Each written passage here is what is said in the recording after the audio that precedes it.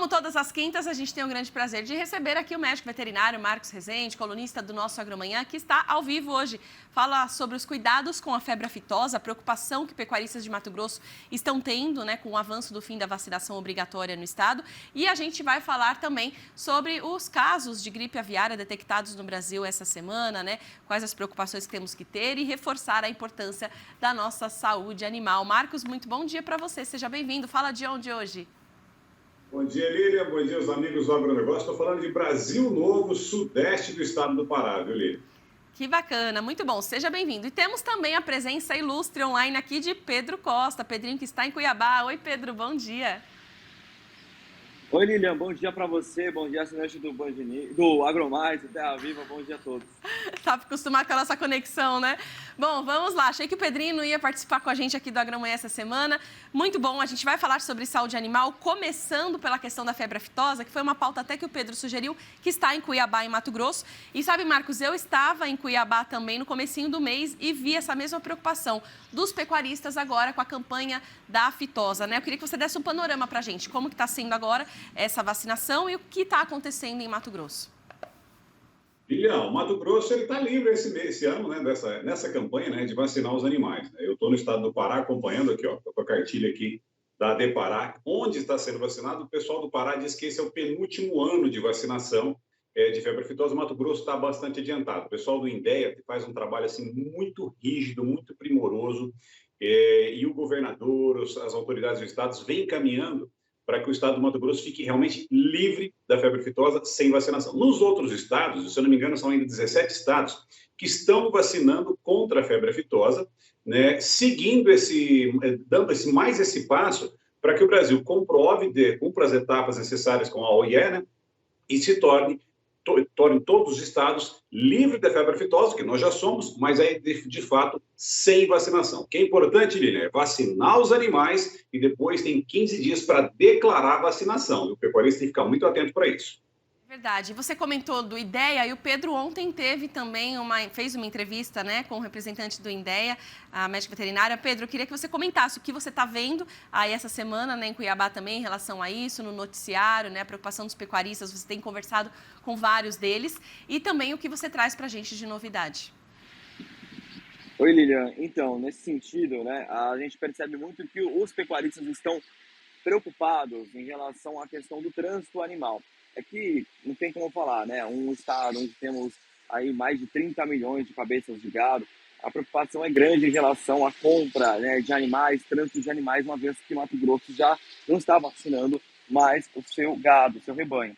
Por isso, os pecuaristas estão preocupados. Então, a gente conversou exatamente com a doutora Daniela, que ela é médica veterinária, especialista em vacinação, sobre essa questão do pecuarista estar preocupado neste momento, de como fiscalizar, de como ter esse cuidado, porque a última vez que Mato Grosso teve um foco de aftosa foi em 1996 em Polídia, né, uma importante cidade aqui da região em Mato Grosso.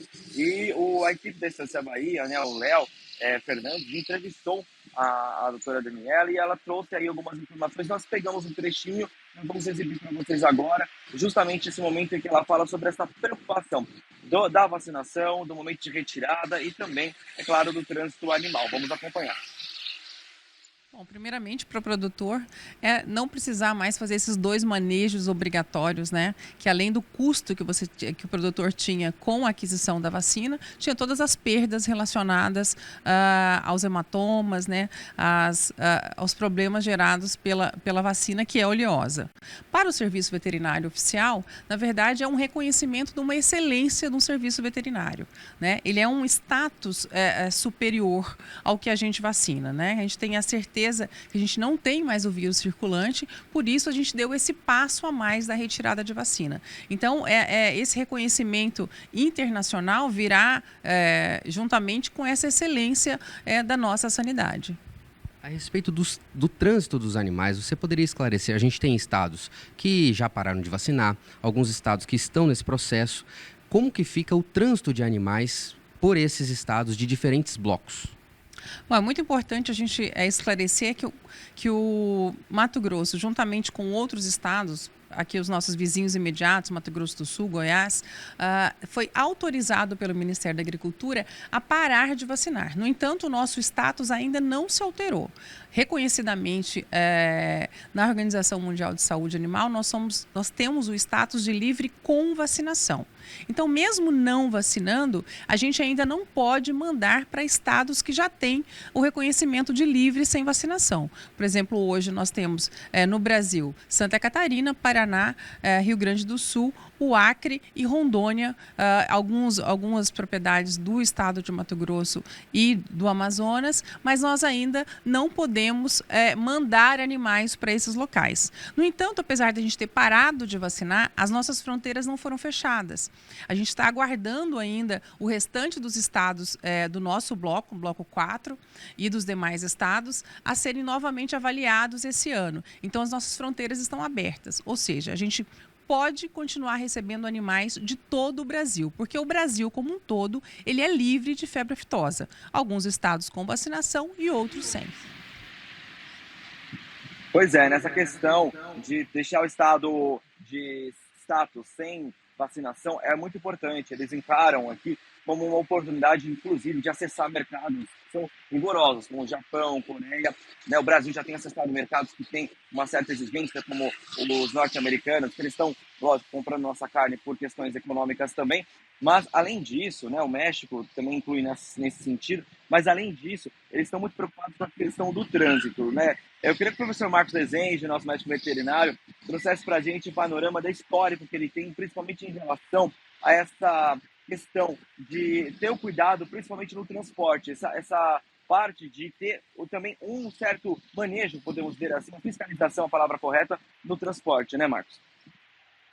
Pedro, bom, primeiro, como é bom ouvir alguém do INDEA, viu? Para mim, eu sou fã dessa turma, sempre com uma base técnica muito forte. Pedro, a grande preocupação dos estados que vão se tornando livre da vacinação contra a febre aftosa é que ele acaba ficando fechado, ele acaba podendo não receber animais que são de estados que não estão no mesmo status. Exemplo que eu te dou, melhoramento genético. Eu não posso importar matrizes, eu não poderia importar matrizes, eu não poderia importar todos, ou seja, eu teria o meu material genético do rebanho fechado, não podendo entrar animais de estados que sejam no status diferente. Mas, como a doutora do INDEA disse, a questão está sendo muito bem encaminhada, porque é um passo depois do outro. A preocupação pelo transporte, Pedro, ela se dá justamente por causa disso, porque a gente acaba fechando o rebanho no material genético que a gente tem dentro do estado. Eu não posso importar nada, a não ser sêmen. Santa Catarina sofreu muito com isso, que ela não pôde importar material genético, animais vivos, podia, mas para importar material genético, animais vivos para o estado era uma dor de cabeça. E para tirar os animais também de um estado, de status livre da vacinação, e mandar para um estado que não tem esse status, é um outro processo burocrático, também não é fácil.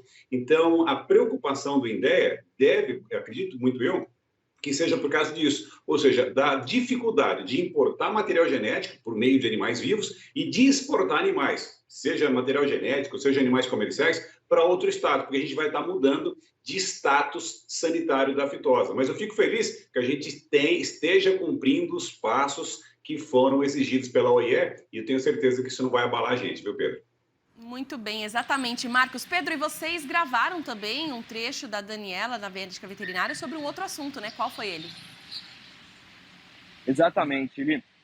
Agora é o passo de mostrar para essa geração nova, na sucessão, o que é a fitosa. Porque muitos não tiveram acesso. Nós estamos falando de um pessoal da década de 90, assim como eu, que não conheceu a febre aftosa, o que foi a febre aftosa.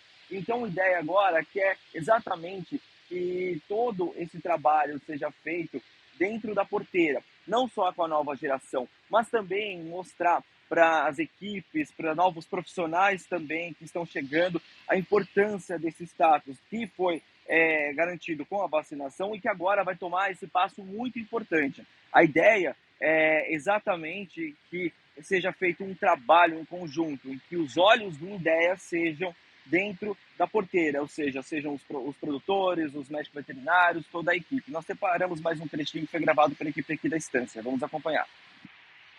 A gente começou a investir muito nas mídias sociais, né? A gente começou a fazer posts sistemáticos semanalmente, mostrando, apresentando aos produtores rurais quais são os sintomas sugestivos de febre aftosa.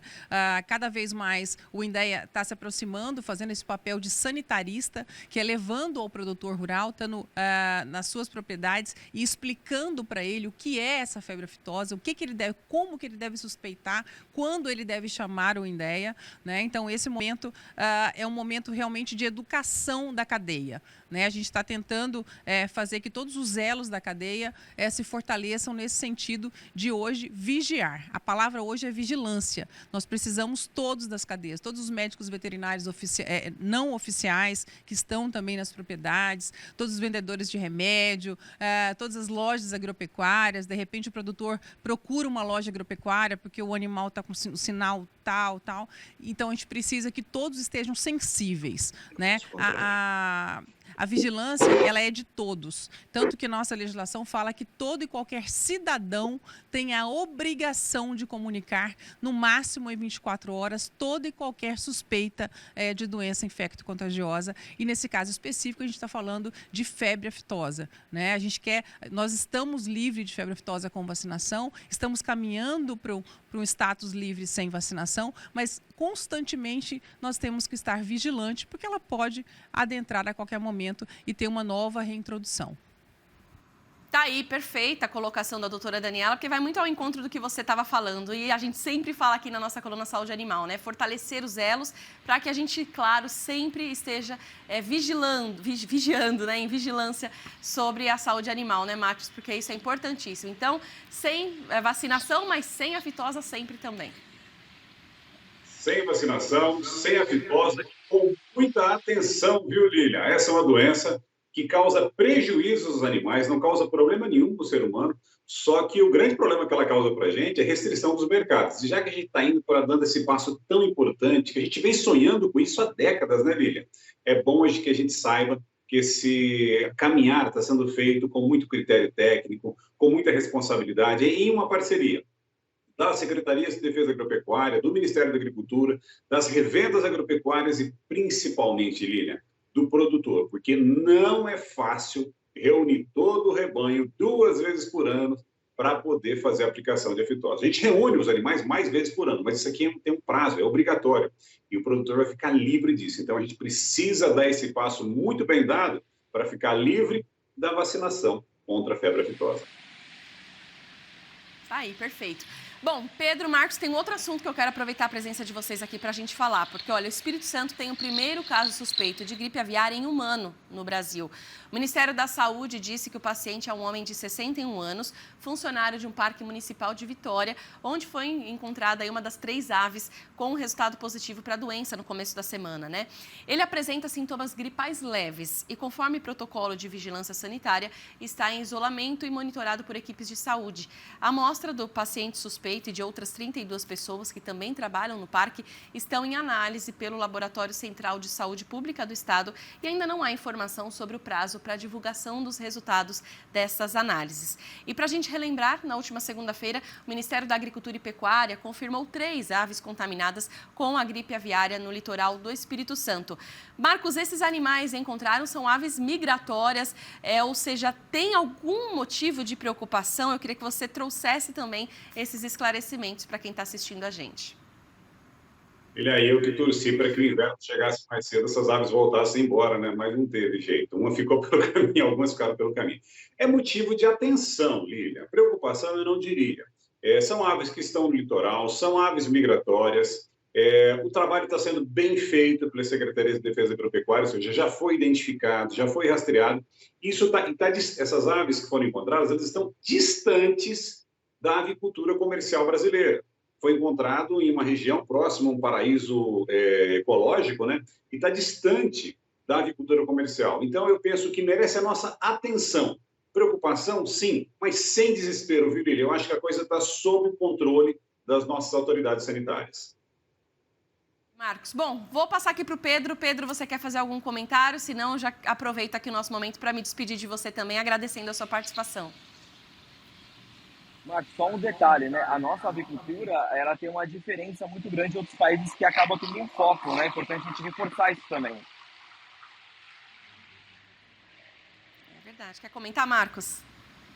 Não, Pedro tocou num ponto importante. A nossa avicultura é considerada como a melhor do mundo, Lívia, pelos critérios técnicos e pelos critérios de proteção sanitária das nossas aves. Quem produz ave comercial não pode ter nem galinha caipira, nem periquito em casa ali.